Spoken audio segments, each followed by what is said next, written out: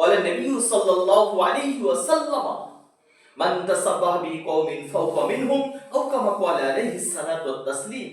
Prophet Muhammad রাসূলুল্লাহ সাল্লাল্লাহু আলাইহি ওয়াসাল্লাম প্রীতি মুক্ত কণ্ঠে তিনি বলেছেন, কি বলেছেন?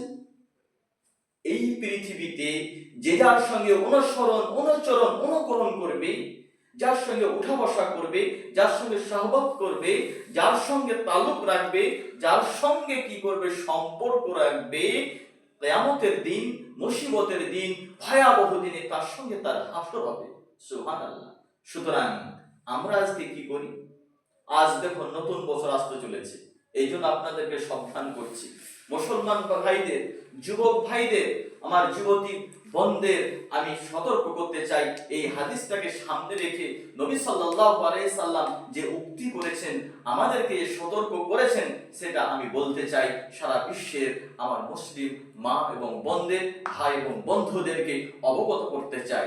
কলেজ, স্কুল, ইউনিভার্সিটির আমার যুবক তরুণ তরুণীদেরকে আমি অবগত করতে চাইছি।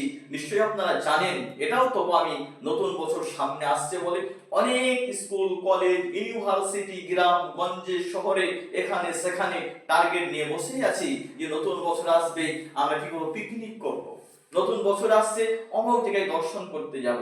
নতুন বছর আসছে, গান বাজনা, সিডি, টিভি, সিরিয়াল, ডিজে, নানান রকমের গান নিয়ে আসবো, নানান রকমের পঞ্চারস নিয়ে আসবো, না হয়তো অনেক কিছু দেওয়ানি গান নিয়ে আসবো, অনেক কিছু নিয়ে এসে আমরা কি করব? আনন্দ করে এই নতুন বছর মানাবো।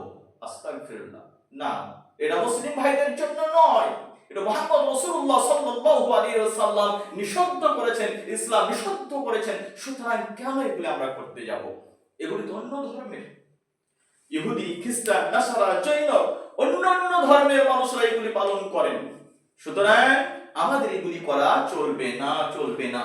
এই জন্য আমি নিষিদ্ধ করছি। প্রফেট মুহাম্মদ রাসূলুল্লাহ সাল্লাল্লাহু আলাইহি ওয়াসাল্লাম আমাদেরকে নিষিদ্ধ করেছেন, তাদের সঙ্গে আমাদের মিশে গেলে হবে না, তাদের মতো আমাদের ওইরকম ভাবেই মানে গান বাজনা, সিডি, টিভি, সিরিয়াল, খাদ্য খাবার নানান করে মাতার দরকার নেই। যদি প্রয়োজন হয় আপনি সেদিন বেশি নফল নামাজ পড়ুন, আল্লাহর কাছে দোয়া চান, আর যারা মরে গেছেন তাদের জন্য দোয়া করুন। হাসপাতালে, বাড়িতে, নার্সিং হোমে, এখানে সেখানে যারা বিমারে পড়িয়াছেন, অসুখে মানসিক পড়িয়াছেন, তাদের জন্য আপনি দোয়া করুন, আল্লাহর কাছে কামনা করুন। নিজের জন্য মাগফিরাত চান, অন্যজনের মাগফিরাত চান, আপনার আল্লাহর দয়া, কৃপা, অনুকম্পা, করুণা, রহমতের ছায়ার তলে আশ্রয় থাকার জন্য, আমাদের বিশ্ববাসীর জন্য আপনি দোয়া করুন, তাহলে ইনশাআল্লাহ হতে পারে। এই নয় যে গান বাজনা, সিডি, টিভি, খাদ্য খাবার, পিকনিক করতে হবে, এখানে সেখানে গিয়ে নাচ গান করতে হবে। এগুলো থেকে দূরে থাকুন, দূরে থাকুন, বর্জন করুন, পরিত্যাগ করুন। যা আপনারা এই টার্গেট নিয়েছেন, এখান থেকে কখনোই আমরা কি করব? এই কাজ পুরোপুরি এই বক্তব্য শুনে বা ভালো আলেমের কাছে বসে পরামর্শ নিয়ে আমরা কি করব? এই নতুন দিন আসছে বলে, নতুন বছর আসছে বলে এইগুলি নিয়ে আমরা মাতামাতি করব না।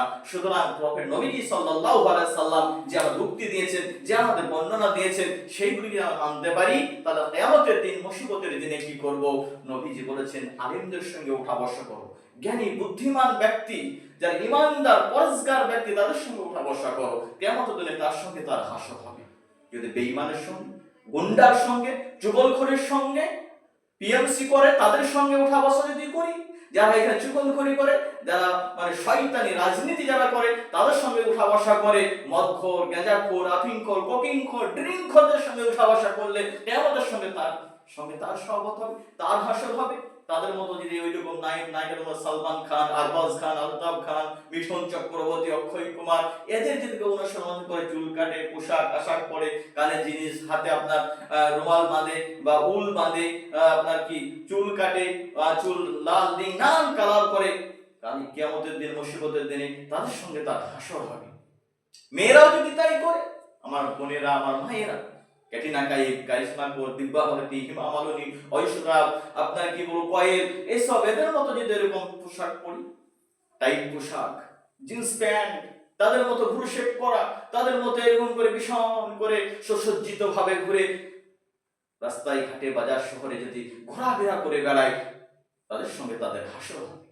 নেতারা আজকে অন্যান্য ধর্মের নেতাদের মতো আজকে যদি আমরা ওইভাবে, আমাদের মুসলিম নেতারাই তো এরকম মেতে যায়, পোশাক ফিরে পানি নেবে না, সুদ খাবে, ঘুষ খাবে, গরিব রক্ত শোষণ করবে, দেশের রক্ত শোষণ করবে, হাদিস কোরআনের পরোয়া করবে না, বড় আলেমদের শ্রদ্ধা করবে না, নবীজিকে লক্ষ্য বা ফলো করে জীবন যাপন করবে না, দেশ চালাবে না, তার সঙ্গে তার হাসা হবে।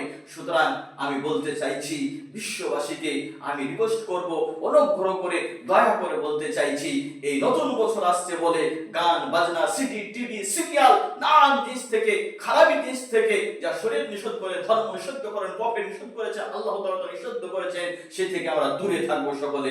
আমরা অবশ্যই এই কথাটি বারবার বলছি, এটা আমরা একটু মাথায় ধরে একটু আমলের জিন্দেগি বানাই, তাহলে কিয়ামতের দিন, মুসিবতের দিনে, ভয়াবহ দিনে ইনশাআল্লাহ আমরা কি করব, পেরিয়ে গিয়ে স্বর্গে জান্নাতে চলে যাব ইনশাআল্লাহ।